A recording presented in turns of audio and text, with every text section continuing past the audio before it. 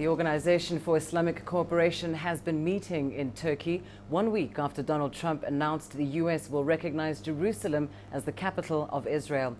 And the OIC has come out with a strong statement. It's in turn recognized the Palestinian State with East Jerusalem as its capital. The OIC is calling on the international community to do the same. The organization, made up of the Muslim world, is also calling for the United States to withdraw from the peace process. Palestinian President Mahmoud Abbas has referred to Trump's announcement as a great crime, while Iranian leader Hassan Rouhani says his government is willing to work alongside all Arab states to defend Jerusalem.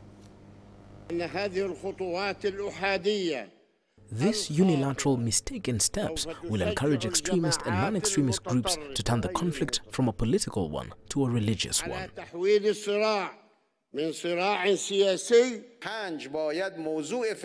The Palestinian cause must become the first priority of the Muslim world once again. Despite the defeat of ISIL in Iraq and Syria and the necessity of continuing the fight against other terrorist groups, we should not overlook the dangers of the Israeli regime.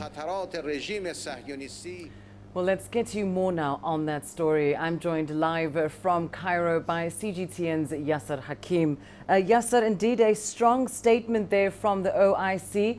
What's been Egypt's role so far, though, in this emergency meeting in Istanbul, and what exactly is Cairo's position on all of this?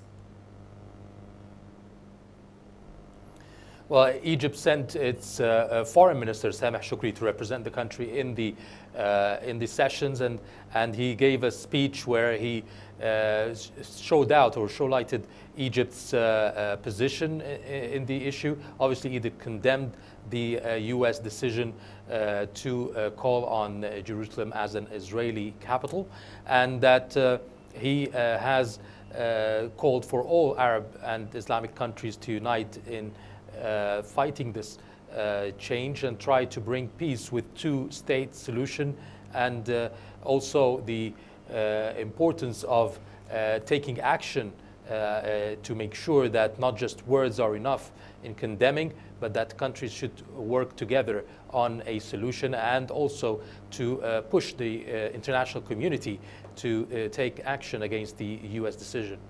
And Yasser, of course, we know that Turkey's president was the one that was really pushing for this meeting.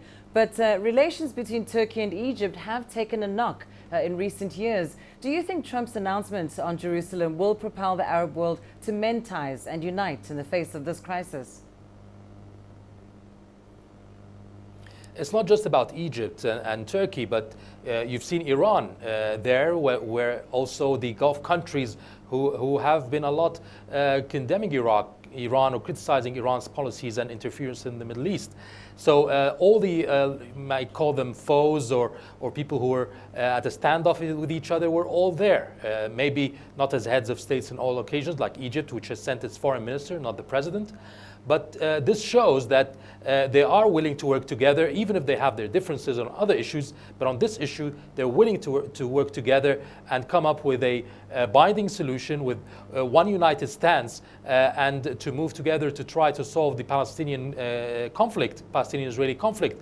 And at the same time, they are also calling on the international community and will be working together and coordinating with the international community to make sure that there is support to this decision to call to make East Jerusalem a Palestinian capital of a Palestinian state.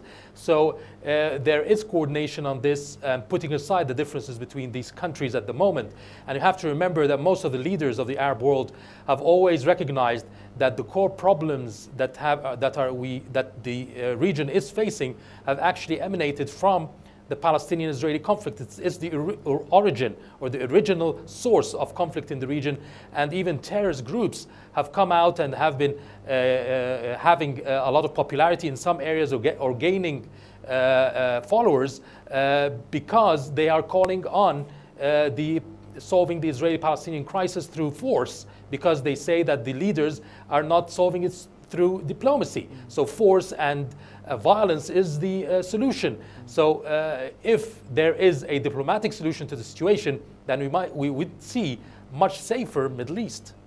especially considering that across the board there are concerns that Trump's announcement will cause even more unrest in the Middle East. Yasser, we've already seen days of protests across the Arab world. What's most likely the next step then for Arab leaders?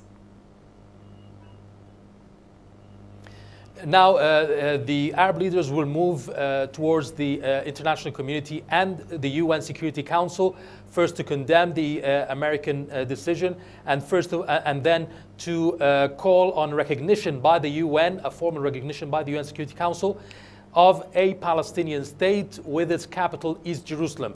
Now, this step has been put aside for a while by the Arab countries in demand or for demands by the US as a mediator, a peace mediator, saying there's no need to announce a Palestinian state with Jerusalem as East Jerusalem as its capital at the moment. Let's wait until the peace process is over, and then we would announce that. Now, after the US had unilaterally announced that Jerusalem is an Israeli state, now the Arab countries will move to the UN Security Council, try to get an agreement that East Jerusalem will be the capital of a Palestinian state. If this is vetoed by the US, which is expected, then they say that they will move to the UN General Assembly to get a majority vote on Palestinian state with East Jerusalem as its capital. And that's the move now. They insisted they will not resort to any violence or threats of violence. They will move according to the international law, according to the UN, and according to the procedures and diplomatic procedures to try to bring an end to this conflict and create a two-state solution, Palestine being a country with East Jerusalem as its capital. That will be the next step by the Arab and Muslim leaders at the moment. Yasser Hakim, thank you very much for that update. Joining us there live from Cairo.